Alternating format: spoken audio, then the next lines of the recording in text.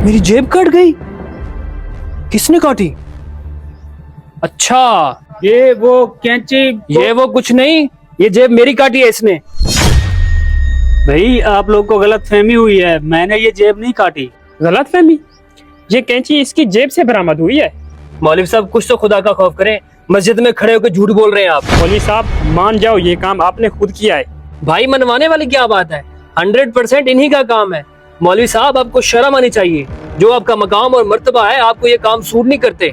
मैं तो कहता हूँ इसको पुलिस के हवाले करते हैं, पुलिस वाले इसको सीधा करेंगे। हाँ हाँ, पुलिस के हवाले भी करेंगे, लेकिन उससे पहले मैं चाहता हूँ कि इस मौलवी नुमा चोर की दुर्गत हम खुद भी बनाएं। हाँ भाई, मैंने ये काम किया है और इंतहाई मजबूरी में किया है। अच्छा, तो तुमने ये मजबूरी में काम किया है। मैं कहता हूँ मस्जिद में तमाशा करने की जरूरत नहीं है, यहाँ पे लोग इकट्ठा होंगे बुरी बात है।